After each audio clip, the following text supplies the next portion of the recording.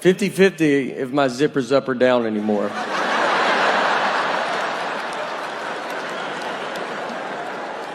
It's a true flip of the coin.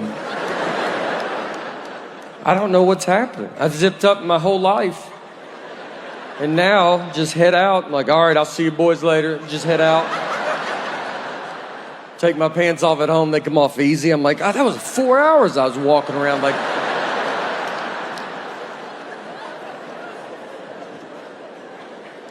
I think it's because I'm peeing so much longer. And I'm not used to this new old rhythm yet. Because in your 40s, there's a lot of false stops. You learn pretty quick to be like, let's hang back. Let's let traffic thin out a little bit.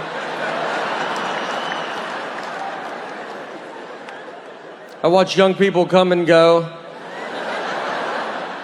I'm like, tell my family I'm okay. This fall, you're going to be hosting the Emmys. I know. That's a big gig. It can be a strange room. Yeah. You know. Yeah. A lot of industry people. Thank you. People are nervous. I'm nervous. If they're nervous, am I going to win? And if they lose, they don't want to be there anymore. Mm-hmm. So, do you have any plans? What do you got? My plan was you. I was going to really rely on you. You've done it. Sure. Yeah. You know, so it's like, I don't know. It's like, did you watch all the shows? I haven't seen all the shows. Oh no, I don't have time for TV. Yeah. I hear you were good on SNL. I'm looking forward to that. Yeah, I don't know. I think I'm gonna try to bring it. I guess I'll just do what I do. Like, I'm very self-deprecating and try to bring it inward. I know it's like a tough thing. You're up for all these awards and all this stuff, so you don't want to just be. I want everybody to have a good time and try to make it as lively and fun as a moment, and I'll make fun of me, and then... Do you do song and dance or anything like that? No, I don't. This is it, man.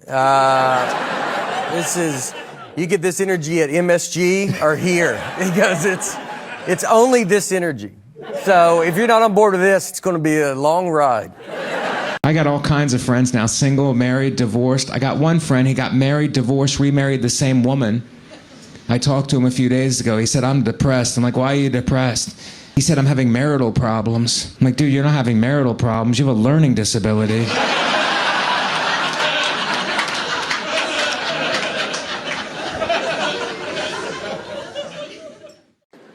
I can be wasteful. Like, if something gets to the bottom, I will throw it away. Ketchup. If ketchup gets like that much left, I'm like, blah. She will put the old ketchup with the new ketchup. That way your ketchup's always gross.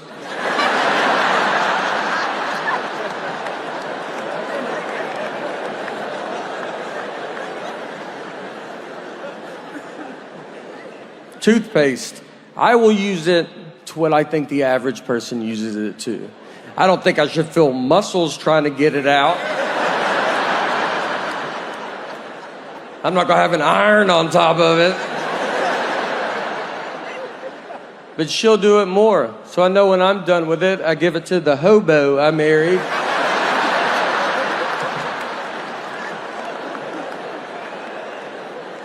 She cuts it, gets it all out. Everybody's been very nice. We're trying to see if I can do it, if my acting. That's the fun thing is you get I feel like all the audience has got to be like, can he make a movie? Or can he act? And so I have an acting coach. It's been great. And you're on set, and we were, yesterday we just shot for like 12 hours till like 10 o'clock at night or something. And everybody's very nice. I got some people that I've known in the movie, so I'm very comfortable with. Mandy Moore is playing my wife. She's great. The children that are my children, they're like real deal actors. So, I've got myself around people that know what they're doing. It's more fun than I thought. I didn't know for sure. I'm kind of on the go. And so like when you're going to be stuck somewhere for like a long, for 2 months filming a movie and the movie doesn't come out till March 13th of next year, you're like, I don't know if I'm like waiting and all this kind of stuff. I see it now. And like, as you get in it and you're shooting fun stuff, and I'm just learning what you can do, what can you do in a movie? I love it. I love it right now. You can ask me again in a month and a half and I'll tell you and see what happens. But right now, I love it. After 2 and 10, something had to change. Evolve or else.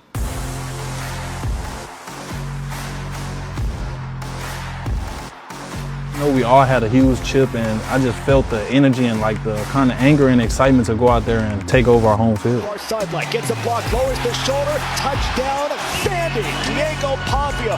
He's going to chuck this one deep toward the end zone, and it's caught. Touchdown, Vanderbilt. To be able to reset and go on the road again in another hostile environment against a good program, that showed us a lot. That is going to do it. Vandy wins it. Very Give a warm welcome. And like this leg. The black guy, Nick Thune, everybody. I mean, that's how I've been doing it. I'm going to be honest with you here. I didn't even realize there was a checkout process. Just felt like you see me leave here with all these bags.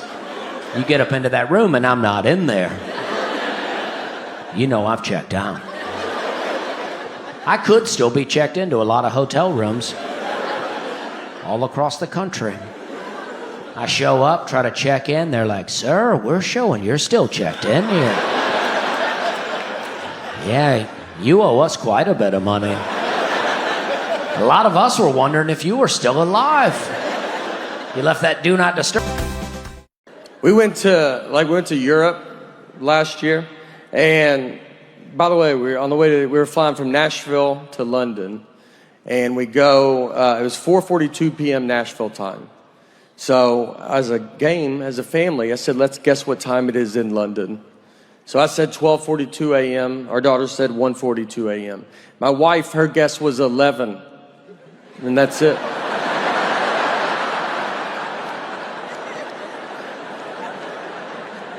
Yeah, she didn't say the 42. And I was like, just say the 42. And she goes, you know what I mean. I go, I know, but just show her daughter you know what a normal person would say.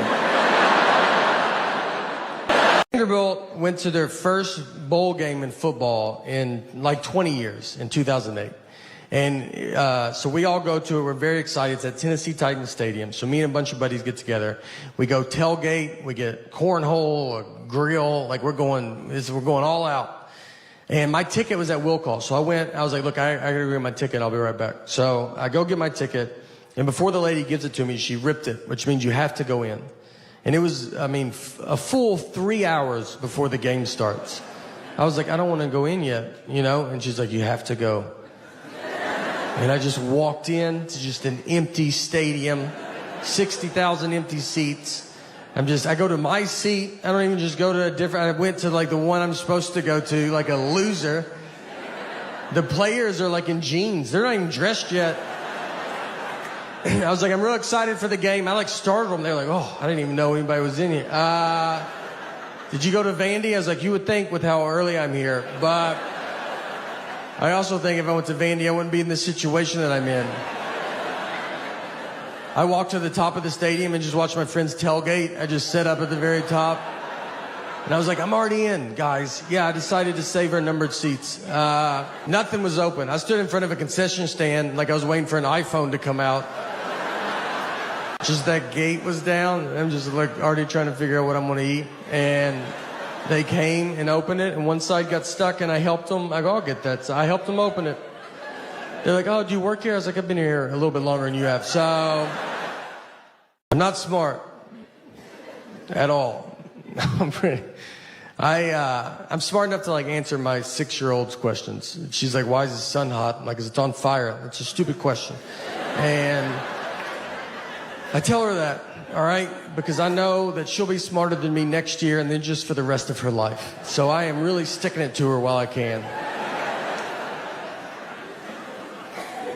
I know nothing about like adult stuff that you're supposed to know about. Global warming, that's one that everybody yells at you about. And they're like, you better do something. I'm like, I'm so tired of it. Let's do it. I'm like, I barely made it out of high school. I don't really know how rain works. So why don't you let me figure that out, and then I'll do global warming, But I've seen it rain without clouds. Where's that water coming from? So I'm pretty swamped with this rain stuff right now, but once I get to the bottom of that, I'm gonna do global warming, and I've got some pretty good ideas, you know. We took a trip to Florida, to Fort Lauderdale, and her and our daughter are flying from Nashville, where we live, and I'm flying from Detroit. We're meeting at Fort Lauderdale's airport. I have to find them when they land. So I called her because I was about to take off, and I was like, all right, what time do you guys leave? She goes, noon. And it was 11:30, and they're still at home. I was like, Laura, I don't know if you even know what an airport is. But if that plane was in our driveway, I don't think you could make it.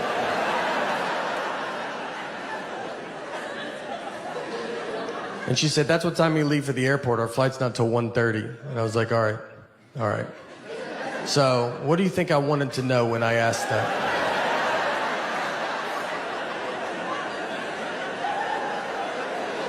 Is that what you thought the best time you could give me was a time that means nothing to nobody?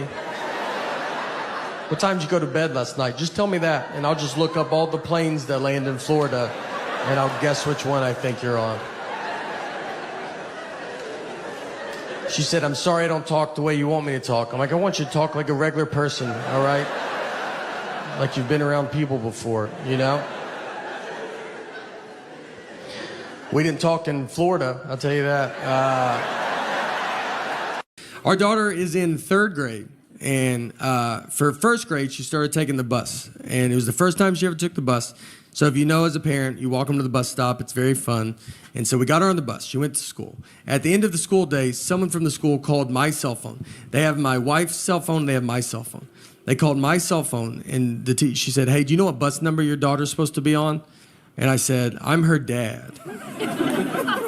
I said, are you crazy? I was like, this is how you thought you would get this information, was to call the dad? You saw a mom and dad's cell phone. You go, I bet the dad knows. I was like, do you have parents? Have you ever seen a family before? You thought, let's call the husband? Unless there's 2 husbands, you should never call a husband a day in your life. I would rather you ask a lady that doesn't know her. I think she could get to the bottom of it quicker than I can.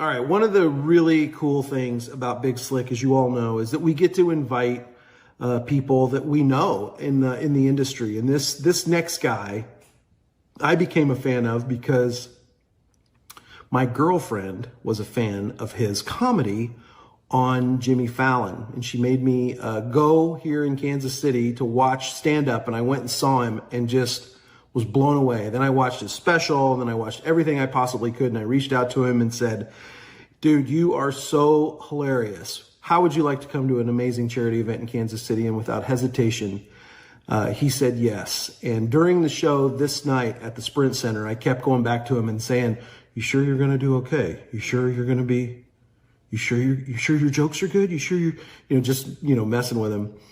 He proceeded to get up and tear the Sprint Center down. I've never seen a crowd rush to give a standing ovation like I did that night. Ladies and gentlemen, may I introduce you to my friend, Nate. How do you say his last name again? Nate Bargatze. Enjoy. This next comedian we're bringing to the stage is one of the hottest comedians there is right now. He's got an amazing Netflix special on right now called The Tennessee Kid. His name is Nate Bargatze. He's here to perform for you right now. Give him a big Kansas City welcome. Yes. Nice. We got him. All right. Thank you. I'm gonna put this energy pretty late in the show. This is what my energy is. Dustin? Look, thank you for having me here. This is very exciting. Got to play some sports softball. Struck out, but it's just a pretty big yellow ball. And I like to play, I play a lot of sports. I like to golf. And recently I was golfing, and I got done, and I was very hot and gross.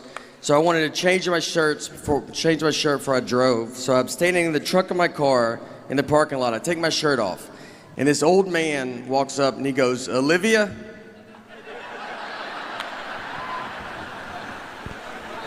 He was looking for his elderly wife and saw me with no shirt on.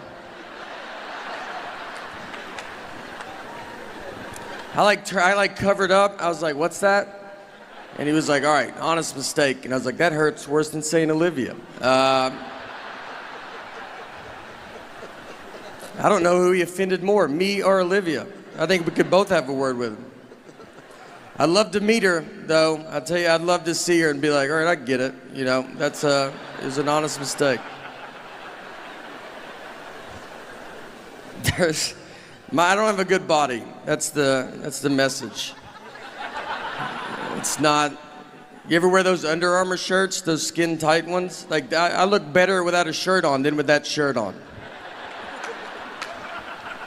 It just shows the worst parts of your body.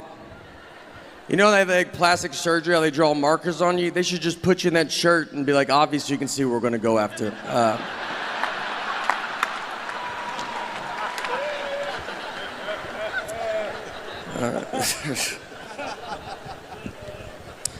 We did play softball. I did do some sports growing up. I played baseball, and when I was 13, I was playing baseball. One time I was up to bat, and I got walked.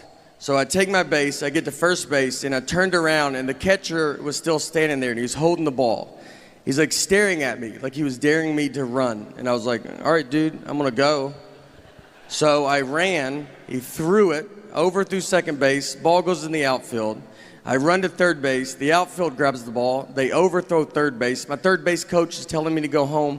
This is about to be an inside the park home run off a walk. I won't be on SportsCenter. This is the biggest play that's ever happened in baseball. I slide, there's a play at the plate, and the umpire then tells us that it was only ball 3.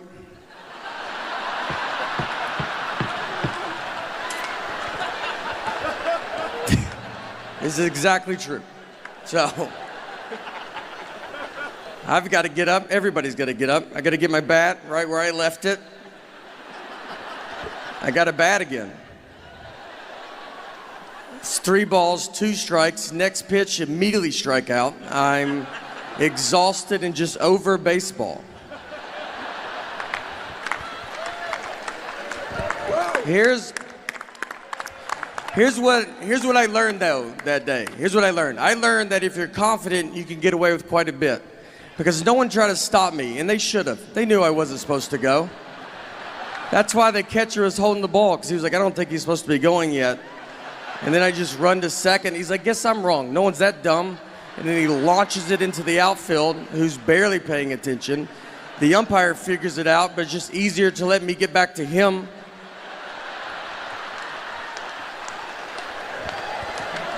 No one ever told the parents either. No one ever explained it to them. And they were cheering pretty hard. It's a pretty exciting play to watch. And they just see me slide into home and just stand up and bat again. Like that's just a rule in baseball.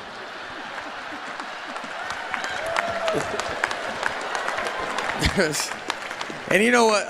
What's funny too, the year before, I got a legit triple off a walk. So in that moment, I'm like, this is just what I do. You know, like I was like, don't walk me. Like this is my thing, all right?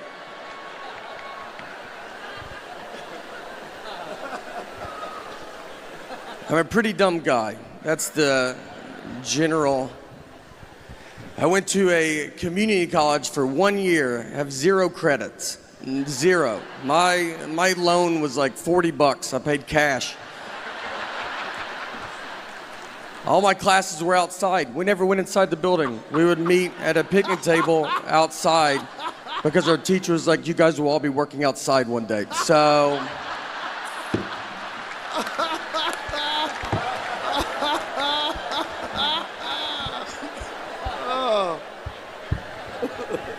I've like thought about like if I could time travel, if I could go back in time knowing everything I know now, I don't think you would even hear about it.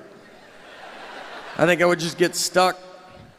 I don't know anything. Like, I don't think I could. I think if I went back, I don't think I could prove I'm from the future. Like, who's the next president? I'm like, just name someone and I'll tell you if I've heard of them or not. But I have no idea.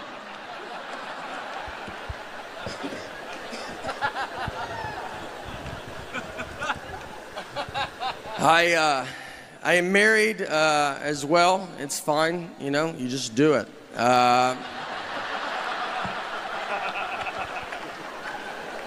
This is what marriage is. It's just one guy talking and the other's like, I'm gonna get out of here. This is not.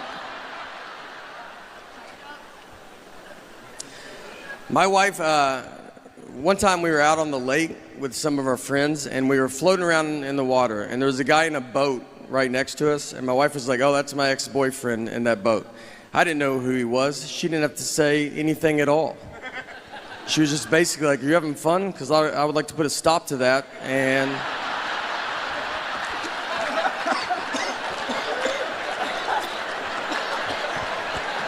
make you stare at this guy.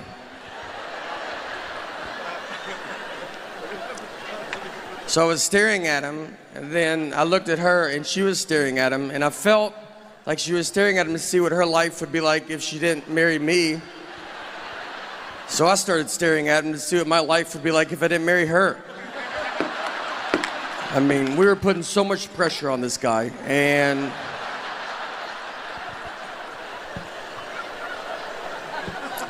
nothing happened. We basically just realized we don't have a boat. But my friends were like, you shouldn't try to fight him. Why didn't you go fight him? I was like, I don't know, because I would have had to swim over to that fight. I don't know how intimidating that is for a guy to see a head in a life jacket floating his way. And then I got to get in the boat. Have you ever tried to climb into a boat from water? It's not aggressive. It takes an hour if no one is in the boat. I would need his help. That's how that fight would start.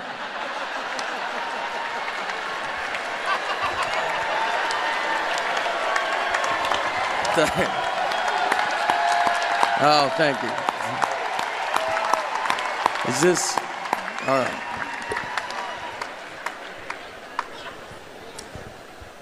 We fight a lot, my wife and I.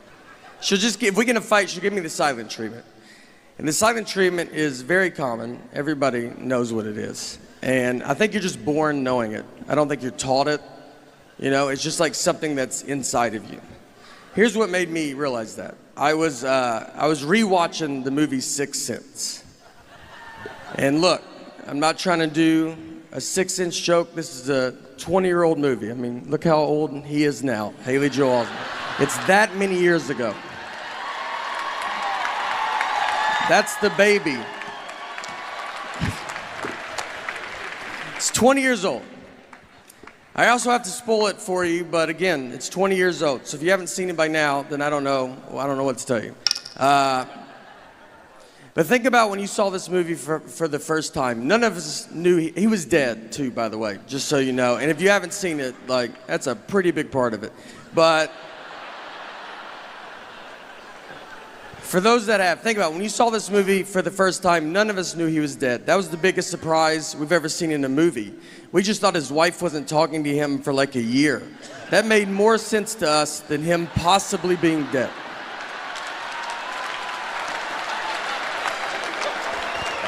And they don't hide him dying. A guy shoots him with a gun to start the movie. And we watched it for 2 hours, just like, this is what a movie about marriage. This is what marriage is like. Even if you get shot, it's your fault.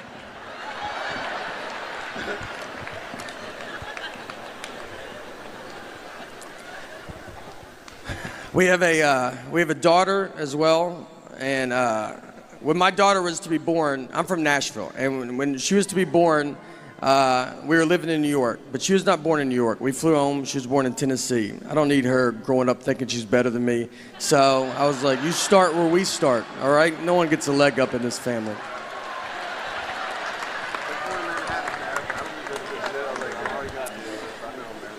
I love having a kid. Kids have very weird energy. Like, their energy is like they want to fight you. They stare at you. They stare at just strangers for so long. and you try to stare back like, I will fight you in front of everybody. And they just look through you like, please, I would love it if you tried. I go to, I'm a big chain guy. I go to a lot of chain things. I just like to go to businesses that are doing good everywhere. I'm a big McDonald's fan. I go there quite a bit, and I take my friends, and every time I go in there, they're like, I haven't been here in forever. It's like, don't act like I'm the one keeping them afloat, all right? They're doing real good. So I went in with a buddy of mine, another comedian named Louis J. Gomez, and me and Louis, we go in, we ordered our food at McDonald's, and we sit down at our table. And then Louis went to the bathroom. He left me alone with his food. So I was like, you know what? I'm gonna play a prank on him. So I grabbed his hamburger, I unwrapped it, I took a bite out of it, and I wrapped it back up and put it back on his tray. That's my big prank, right? Like when he comes back from the bathroom, I'll be like, dude, did they just eat your burger? That's crazy that they're doing that, right? Is that crazy? It's a dumb prank. It's harmless. It should never leave the table. All that should happen is Louis should come back, he should open his burger, and his first reaction should be to look at his best friend who's sitting with him, who also, by the way, dabbles in comedy, and just be like, hey, I just want to run this by you before I unexpectedly go freak out on this entire McDonald's. That's what I thought would go down. Just a little, hey, did you touch my food the only time it's out of my sight? I just want to know before I try to fight a group of people that are going to be pretty confused on why they're fighting. But instead, I got to learn I'm friends with a lunatic and a guy comfortable fighting McDonald's employees because he opened his burger and could not have ignored me quicker. He looked at them so fast, almost like he expected them to do it, like it's happened before. And he's like, again with this. I will fight all of you till I find out who ate my burger. And he gets up, he starts walking towards them. I can't believe it's working. We have gotten so much farther than I'm prepared to get. So I just grabbed him. I go, dude, I ate it. Like, why would you not look at me once to see if I did this? And I get him to sit down, and it's weird. Like, everybody's looking at us. It takes 10 minutes for people to quit filming us with their phones. And it hits me. I'll just sit there. I was like, you're gonna get killed one day, man. I was like, let's pretend I'm not here. Let's pretend that someone did eat your burger that worked at this McDonald's. You're just gonna go blindly fight him. Not even try to size him up, see what he looks like. Do you really think you could beat up a guy that is apparently pretty confident in himself, that he's making burgers, he's then eating them, and then he's wrapping them up and just sending them out to whoever? You don't think that guy's probably the greatest fighter of all time? I think you're gonna walk to the McDonald's counter and be like, who ate my burger? And all the McDonald's employees are gonna part ways. They know exactly who you're talking about. And in the very back, you see a guy cracking his neck. He's got his fist in the fryer. Doesn't even know it. Just warming his hands up.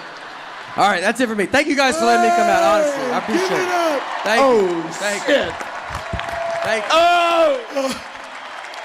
Unbelievable. May Bargatze, everybody. May Bargatze.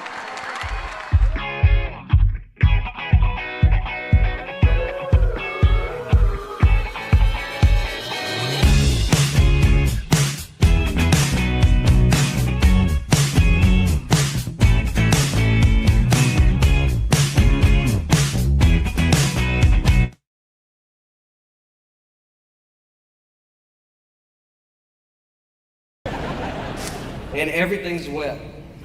So, everything's wet. Oh, hold on. Wait. Really trying. I know, it's all right. I know, y'all should apologize for y'all's fly. Those Houston flies, you know how they are. Always want the spotlight. And I thought flies don't live long, and they live so long. Thank you.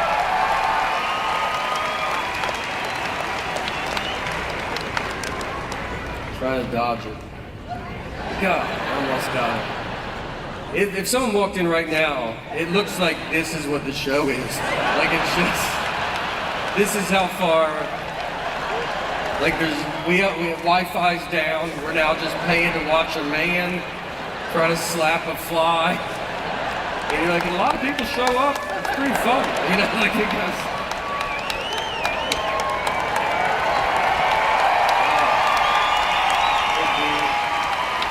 We're at a Holiday Inn Express. So the breakfast buffet there is where they have the cereal where you turn the knob and like 4 pieces fall out. It's like how you feed a cat for a long weekend, you know? That's enough. They had batter and syrup. And so you pour they had the waffle iron where you make it yourself. So you pour the batter on the waffle iron, you shut it, you turn it over, it locks, it cooks for 2 minutes, you turn it over, you open it, half the waffle comes off, half stays forever. That's how you eat a waffle. So I'm with my buddy of mine that's my age. So we go through, he's in front of me, not really talking or anything, just going through. He gets to it. It's batter and syrup. They're in clear containers. They're not labeled, but they're in clear containers. He gets the syrup and starts pouring it on the waffle iron.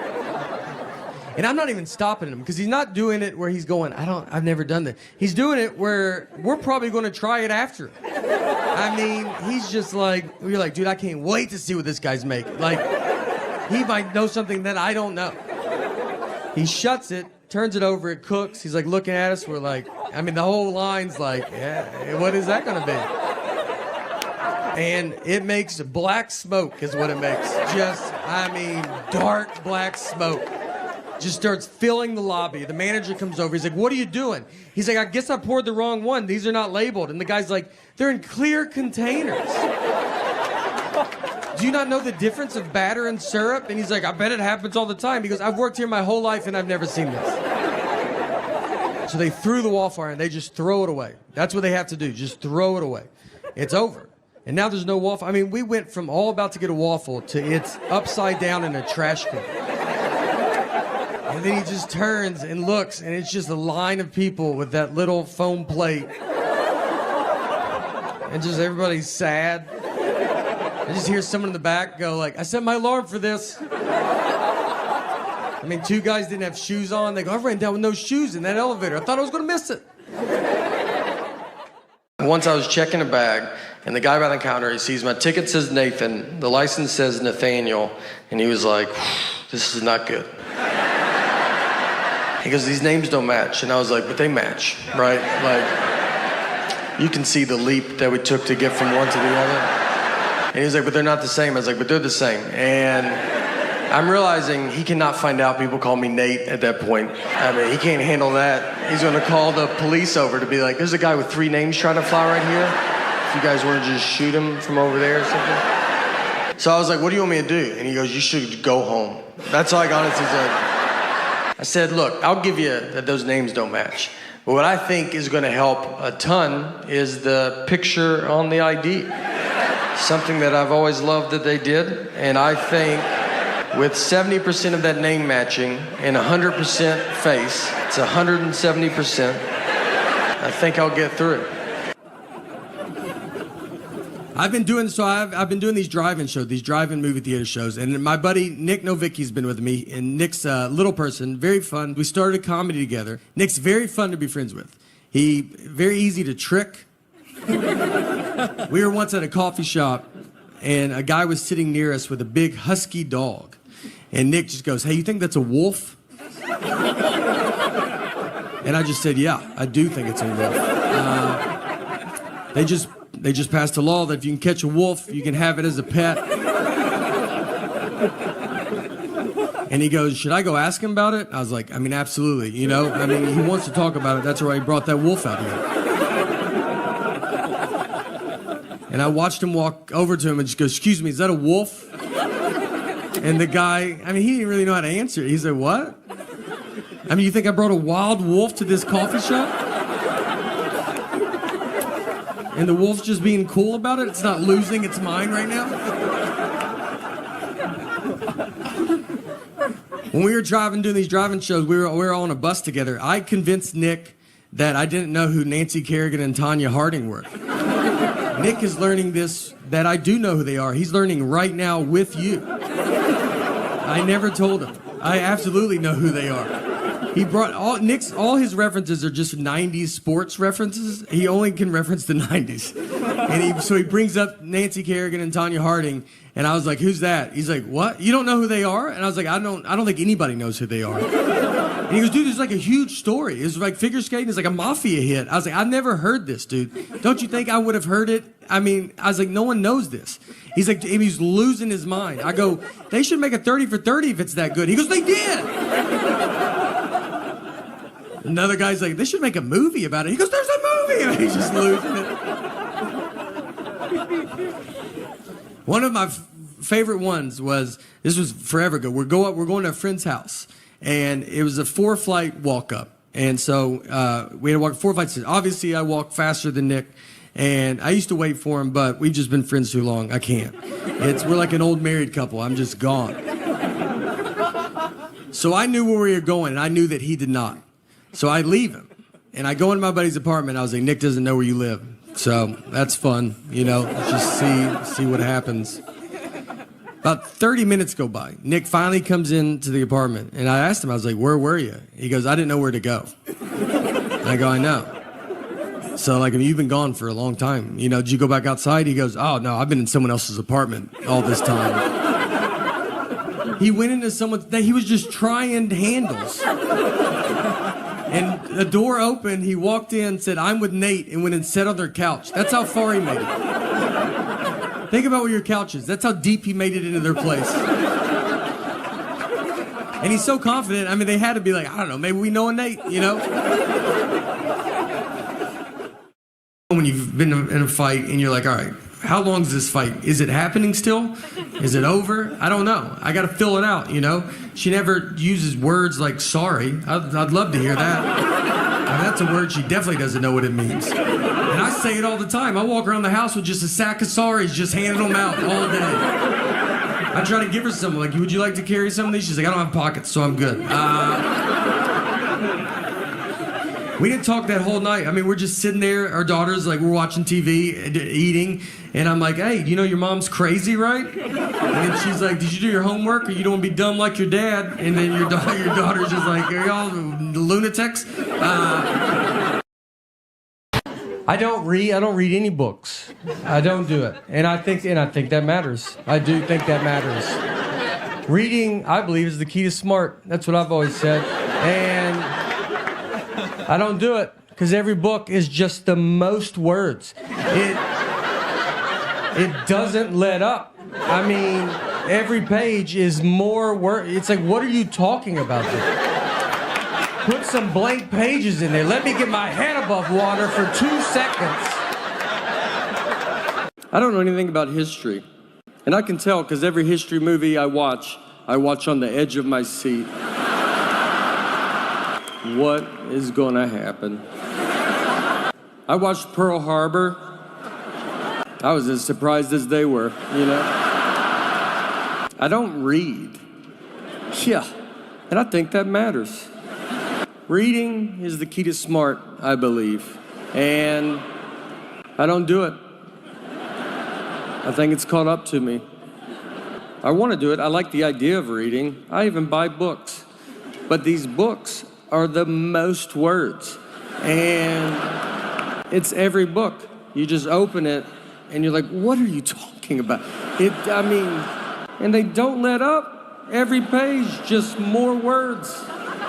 How about you put some blank pages in there? Why don't you let me get my head above water for 2 seconds? I can be wasteful. Like, if something gets to the bottom, I will throw it away. Ketchup. If ketchup gets like that much left, I'm like, blah. She will put the old ketchup with the new ketchup. That way your ketchup's always gross. Toothpaste. I will use it to what I think the average person uses it to. I don't think I should feel muscles trying to get it out. I'm not gonna have an iron on top of it. But she'll do it more. So I know when I'm done with it, I give it to the hobo I married. She cuts it, gets it all out.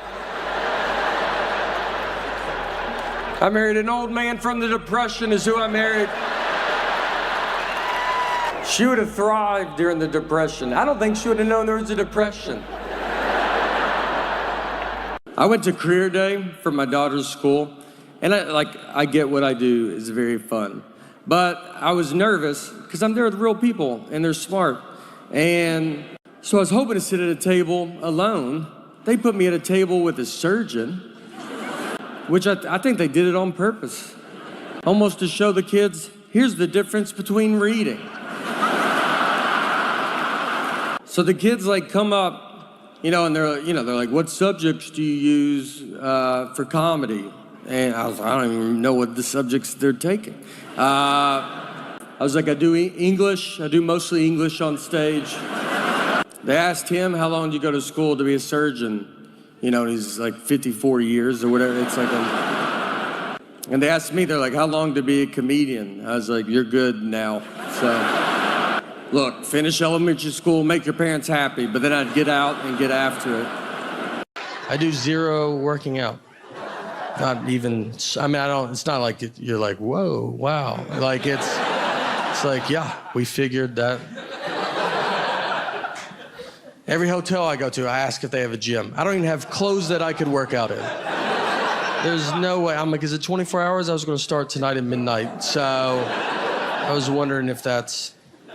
What I've learned, what's easier than working out is just tell people that you used to weigh 300 pounds. That's a lot. They don't know, So I've never weighed 300 pounds, but I look pretty amazing for a guy that used to weigh 300 pounds. You're like, yeah, I got tired of being tired, all right, Today's my cheat day, obviously, but normally I'm pretty strict. All right, so we got in the fight over the phrase "one fell swoop," just over this saying. And if you're a newlywed, you're like, well, that doesn't make sense. You're right, it doesn't. This is a double-digit married fight. This is when you've already done all the dish fighting or the putting your clothes away fighting. This is when they're trying to mentally break you. They got you almost how they want you, and this is the one that sends it over the edge. So my wife, she wanted to go visit her parents one weekend, and her parents are divorced, and which has been hardest on me, to be honest. That's something people don't talk about, When you marry into divorce, they divorced because of her, not me, so why do I have to go to 50 different houses? So... she wanted to go visit her parents, and I want to do it in one fell swoop. Now, I've never heard my wife say the phrase one fell swoop. We've been together 20 years. She's never said it. And it felt like someone that day told her, hey, you should start using one fell swoop more. And she goes, I'm about to call my husband. And goes, perfect. Use it 40 to 50 times on him. So she calls me and she goes, I want to go visit my parents and I want to do it in one fell swoop. And I go, all right, let's do it in one fell swoop. She goes, I want to do it in one fell swoop. I go, let's do it in one fell swoop, Let's swoop it up. I'm down. And she kept saying it, one fell swoop, one fell swoop. Over and over again. And then when she went to describe this one fell swoop trip, she goes, we go to my mom's, come home, then go to my dad's. And so I just waited, and she didn't say anything, and I just go, that's not what one fell swoop means. And instead of possibly just being wrong, she goes, I know what one fell swoop means. I go, yeah, it doesn't sound like you do, all right? And we have the same last name. I can't have you out there in a one fell swoop conversation. What do you think 2 birds, 1 stone mean? Let's just go through them all. I don't know if you know any of these. She hangs up on me. So I get home, and when you walk home when you've been in a fight, and you're like, all right, how long is this fight? Is it happening still? Is it over? I don't know. I got to fill it out, She never uses words like sorry. I'd love to hear that. That's a word she definitely doesn't know what it means. And I say it all the time. I walk around the house with just a sack of sorries, just handing them out all day. I try to give her some, like, would you like to carry some of these? She's like, I don't have pockets, so I'm good. We didn't talk that whole night. We're just sitting there, our daughters, we're watching TV, eating, and I'm like, hey, your mom's crazy, right? And she's like, did you do your homework, or you don't want to be dumb like your dad? And then your daughter's just like, are y'all lunatics? So I'm laying on the couch, and my wife just came over, and she kisses me goodnight, and then she went to bed. And that was it, That was I felt like it was her sorry, I guess. But she didn't say it. And so I was laid there, and I'm just thinking about it. And you think about it a lot because you're like, all right. Because you learn the longer you get married, sometimes it's just let stuff go. Who cares? And the next morning I get up, and I kind of still wanted to talk about it because we didn't talk all night, So I went into her, I was like, look, I gotta tell you, I mean, it's just not what it means, you know? And that got it going real good. But I felt so good about this argument, you know? I thought about it all night. I was like, you got this one in the bag, man. You should bring it back up. I'm not trying to date her anymore. I'd like to win a fight. We're gonna die together. I almost woke her up in her sleep. That's how much I was so excited. I almost just started shaking her going, it's not what it means. Our marriage almost ended in one fell swoop. So, it's supposed to be a clean show. I'm bringing this filth into it. I don't say the word sucks. Like, this sucks. I don't, because that was a very bad word in the 80s. And look, I'm sorry to say it now. My dad took us to see the first Karate Kid at the movie theater, and they said sucks in it. And right when I heard it, I looked at my dad and I go, what kind of trash you bringing us to? I was not allowed to watch anything. I mean, when they made The Simpsons, it was like, I guess they're just showing R-rated TV shows now. She does whatever she wants. She turned 18 and got a tattoo. And I was like, well, you're going to get in pretty big trouble when they find that out. And she goes, I'm 18, I can do whatever I want. I go, yeah, well, I'm 28 and I'm still hiding wine, so I don't think you can. Pardon my language, but I think it stinks what's going on. I think it stinks. I'm married, I'm still married, and yeah. I like to say it, you know, like I'm at the same job, just like, yeah, no, still work there. Yeah, right out of high school. Only job I applied for. My wife will tell me that she always says that I don't like the way she talks, and it's not her voice. I like the sound of her voice. That'd be a big problem, I think, if it was like, it's your voice. I just hate it. Just to go to couples therapy and be like, can you hear it right? Like, it's not, you know, it's not fun. My wife will tell me that she always says that I don't like the way she talks, and it's not her voice. That'd be a big problem, I think, if it was like, it's your voice. I just hate it. I called her because I was about to take off, and I was like, all right, what time do you guys leave? It was 11:30, and they're still at home. I was like, Laura, I don't know if you even know what an airport is. But if that plane was in our driveway, I don't think you could make it. So, what do you think I wanted to know when I asked that?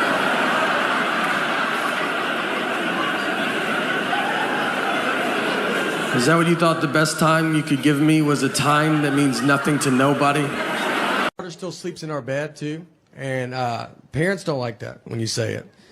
They're like, you got to keep them outside, don't look at them. It's my fault. So we had a kid late in life. We have one kid. And so we're kind of hitting all the sites. And I would be, when I get home, travel a bunch, and I get home, I'd want us to all sleep in the bed together. And I've kind of built up a habit now, and it's happening. So it's tough, though, because kids don't know how to sleep. I mean, she makes king bed feel like a twin. I mean, I'm on the edge. When I sleep alone in a hotel, I have to sleep with my head on the nightstand. It's the only way I know how to go to bed. She gets sideways, upside down. If you woke up upside down tomorrow, you would go to the hospital. She's also apparently going through menopause because she's the hottest human being that's ever lived. I mean, I'm freezing at night. She just kicks all the covers off, and you're like, yeah, no, you go ahead. It's your bed. We're lucky to be in it. She's got to get out at some point, you know? I don't know. She'll be 37 years old. Hey, can I get in the bed with you guys? Her kids are upstairs asleep in their bed.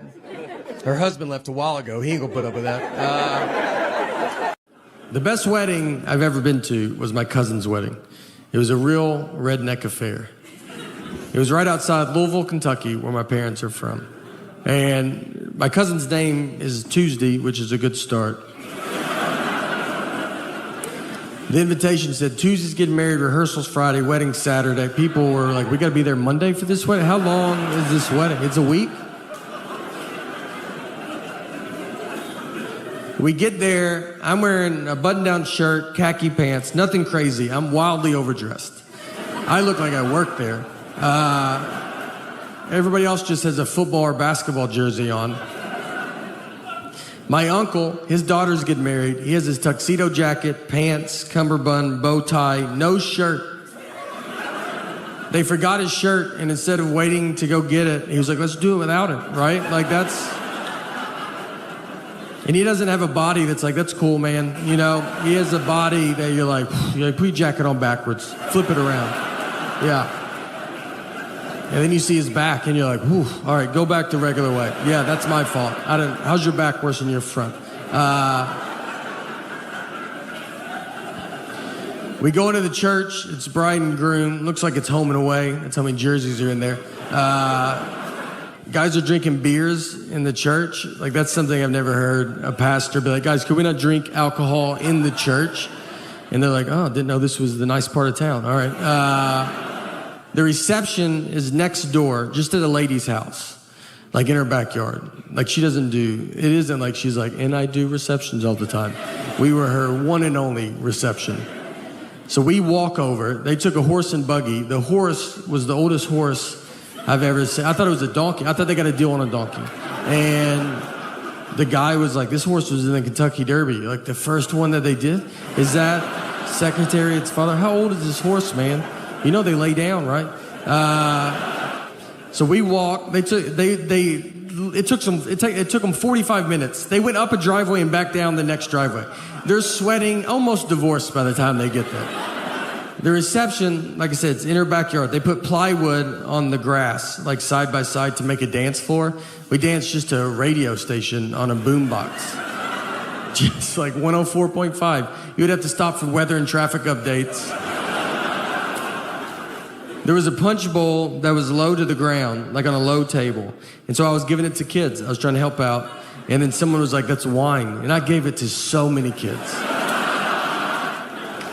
I don't know anything about wine, but I don't think they tell you to pour it into a bowl. Like, that's not... No one's ever like, let's get out of that box, get in a bowl. You know, let's let it breathe a little bit.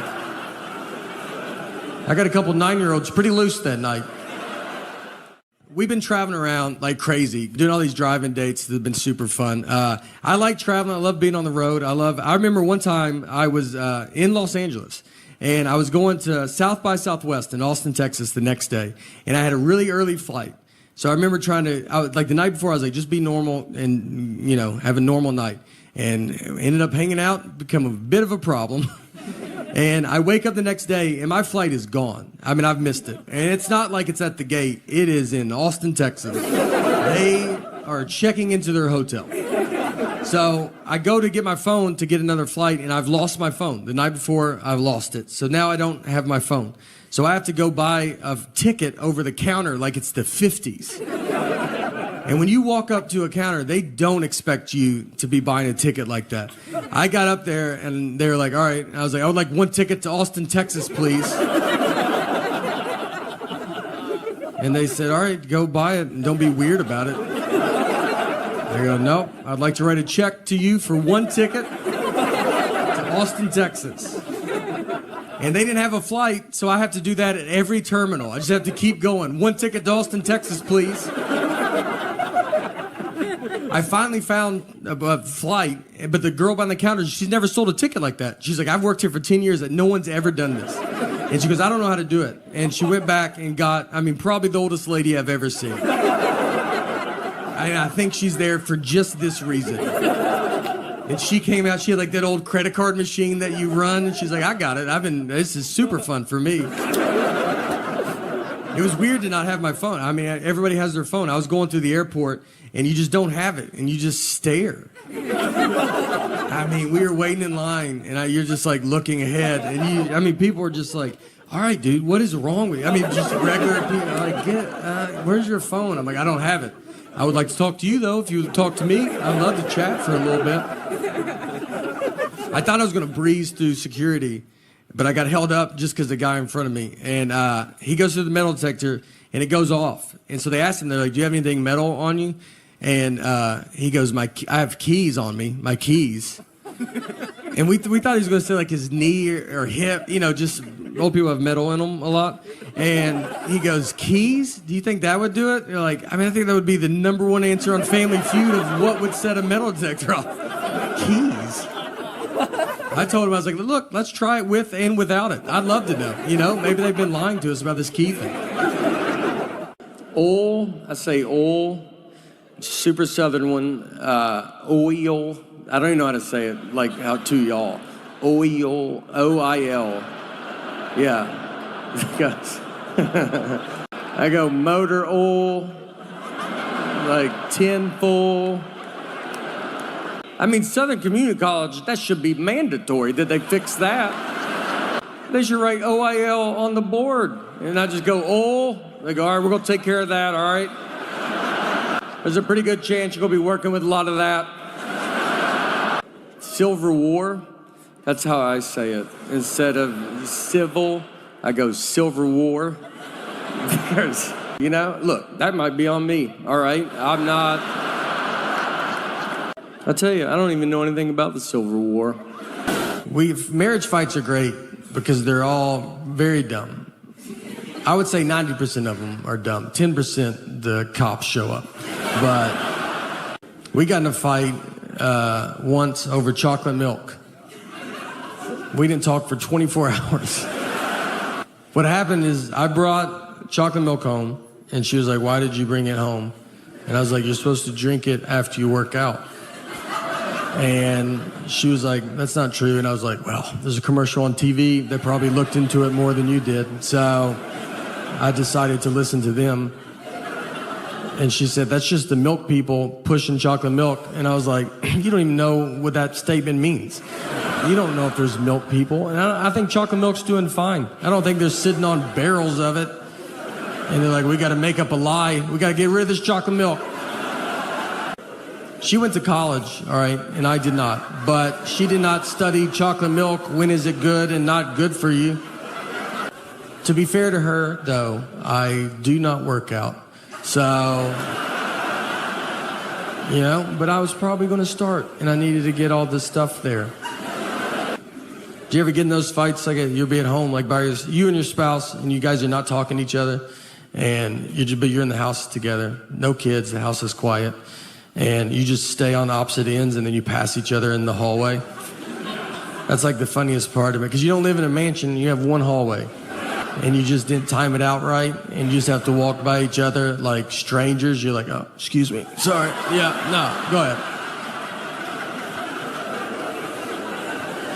She'll be watching TV, I'm like, ma'am, are you watching this? I couldn't tell, I was gonna change it if you weren't watching it. We're just not good. Guys are not good at marriage, all right? It's not our fault. We weren't prepared for it like women are. Your whole life is built just preparation for marriage. Look at every toy you played with. When you're a baby, they give you a baby doll. So they give you a baby when you're a baby. You don't even know you're alive yet, and they're like, look, I would probably start figuring this out. Like, this is where it's going. Then they give you Barbie and Ken. They live in a little house together. And that is where you learn how to make drama. Then you would play house. Like you would like fake vacuum. Just fake vacuum with your friends. That was awesome. And it's weird because like when I see my wife vacuum now, I'm like, she is living her childhood dream. She's made it. As a guy, we don't have any of that. What do we do? We play fort? You got to keep everybody out of where you are. Especially girls. The only toys we had were Transformers and Ninja Turtles. Those are not even real things. None of them had wives. They weren't married. I never played with my Ninja Turtles, and I had them going to fight Shredder. And then Michelangelo was like, hey, can y'all give me 2 seconds? My wife just showed up, and she looks furious about something. What do you want from me? And she's like, what are y'all doing? What's that April skank doing here? You're like, listen, she's a reporter. I got in trouble with my wife because like on her last birthday, I got her an oven. All right. Pretty nice oven. Take it easy. And the reason I bought an oven, because like I know, like the vacuum, her other favorite toy as a kid was the Easy Bake Oven. So to go with her big girl vacuum, I got her a like grown-up adult oven. Like there was heart behind it. Like that's not, that's not impressive. If she came home and bought me a truck and it turned into a live robot, I would lose my mind, freak out. One of the best fights we got in, the fight wasn't good, just ridiculous fight, was over the saying one fell swoop. Just over this saying. And if you're a newlywed, you're like, well, that doesn't make sense. You're right, it doesn't. This is a double-digit married fight. This is when you've already done all the dish fighting or the putting your clothes away fighting. This is when they're trying to mentally break you. They got you almost how they want you, and this is the one that sends it over the edge. My wife, she wanted to go visit her parents one weekend, and her parents are divorced, and which has been hardest on me, to be honest. That's something people don't talk about, you know? When you marry into the divorce, I mean, they divorced because of her, not me, so why do I have to go to 50 different houses? So she wanted to go visit her parents, and she said, I want to do it in one fell swoop. Now, I've never heard my wife say the phrase one fell swoop. We've been together 20 years. She's never said it. And it felt like someone that day told her, hey, you should start using one fell swoop more. And she goes, I'm about to call my husband. And goes, perfect. Use it 40 to 50 times on him. So she calls me and she goes, I want to go visit my parents and I want to do it in one fell swoop. And I go, all right, let's do it in one fell swoop. She goes, I want to do it in one fell swoop. I go, let's do it in one fell swoop. You know, let's swoop it up. I'm down. And she kept saying it, one fell swoop, one fell swoop. I mean, over and over again. And then when she went to describe this one fell swoop trip, she goes, we'll go to my mom's, come home, then go to my dad's. And so I just like waited and she didn't say anything. And I just go, that's not what one fell swoop means. And instead of possibly just being wrong, she goes, I know what one fell swoop means. I go, yeah, it doesn't sound like you do, all right? And we have the same last name. I can't have you out there in a one fell swoop conversation. What do you think two birds, one stone mean? Let's just go through them all. I don't know if you know any of these. She hangs up on me. So I get home, and you know when you walk home and you've been in a fight, and you're like, all right, how long is this fight? Is it happening still? Is it over? I don't know. I got to fill it out, you know? She never uses words like sorry. I'd love to hear that. I mean, that's a word she definitely doesn't know what it means. And I say it all the time. I walk around the house with just a sack of sorries, just handing them out all day. I try to give her some, like, would you like to carry some of these? She's like, I don't have pockets, so I'm good.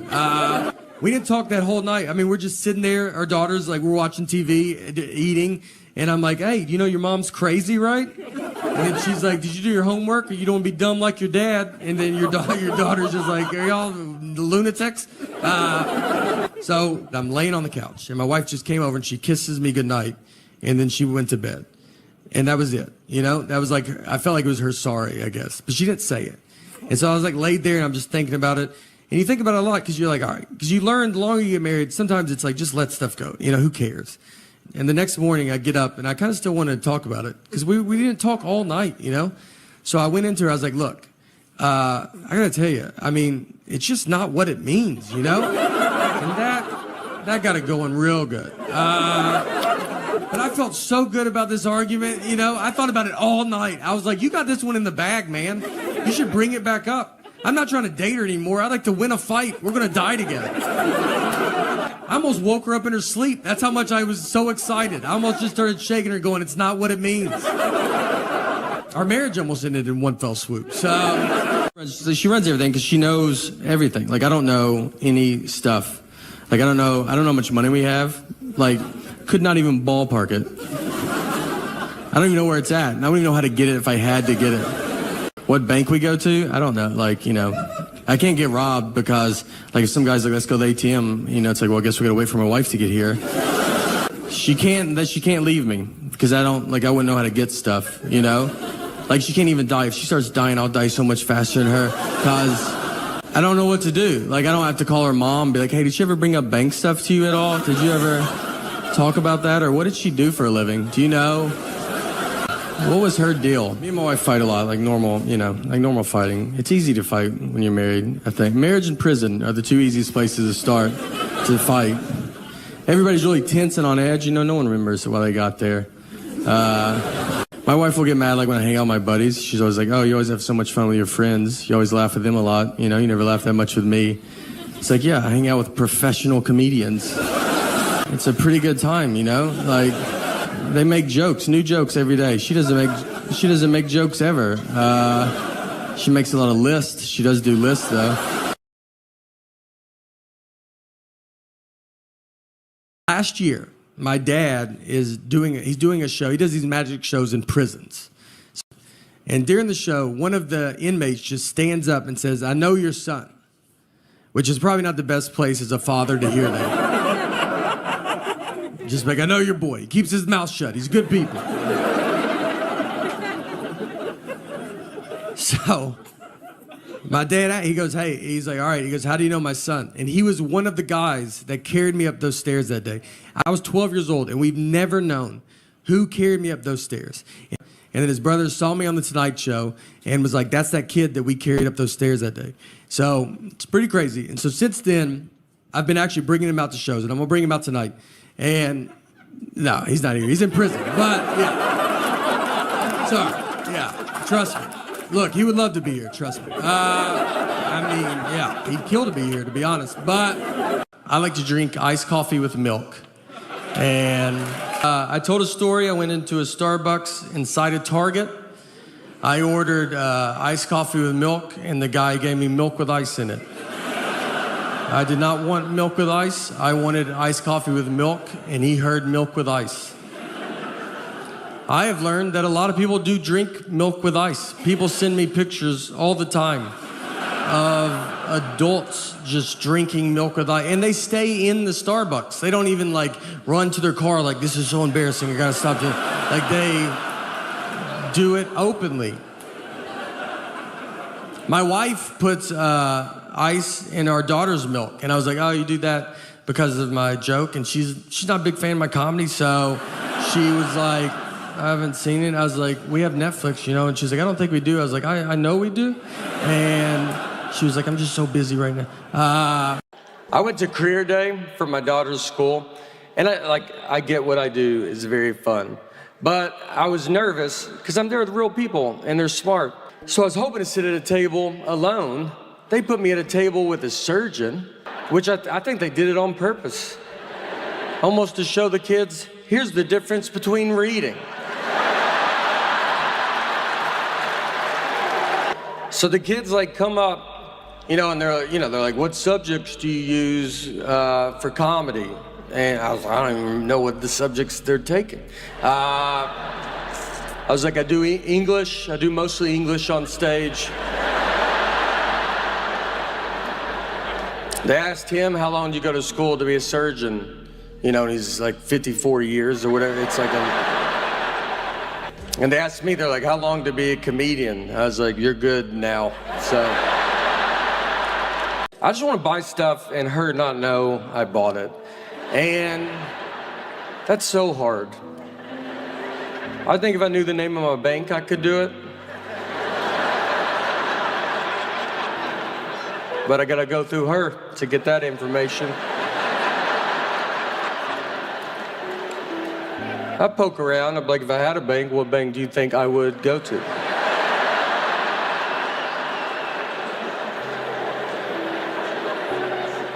I also once a week walk into a bank and go, "Hello, is my money in this bank?" I was in San Francisco, and I bet there's a bunch of fun coffee places, and I live in my dumb world that I just want this one little drink. So I go into a Starbucks, and I get to the front, and I was like, "I'll take an iced coffee with cream." She goes, "With cream?" I go, "With cream." And then she goes, "Iced coffee with cream?" I go, "Iced coffee with cream." She goes, "With cream?" I go, "With cream." And she said it one more time. She said, "So iced coffee with cream?" And at that point, I should have said, "What's going on right now? Where are you at in your head?" Because I feel like we're in two different places. But I was nervous, and there was people behind me, and I was like, "Cream or no cream? Honestly, I'll give you $20 if you let me leave right now. I cannot, this is the most I can talk about this. I don't even know what's happening anymore." So I paid. I go stand in line, you know, where you got to wait for your drink. There's like 5 of us waiting for our drinks. So she puts the iced coffee up there first, no cream. And I was like, whatever. I'll just do it myself, you know? Like, I don't like doing it myself, but I was like, all right, I'll just do it. So before I could get it, she's walked back with a can of whipped cream, and she's shaking it. And I'm just looking at it, like, thinking that's someone else's. I'm like, someone's getting whipped cream. That's fun. One of you guys are getting whipped cream? And I look down, and she starts spraying the whipped cream on top of my iced coffee.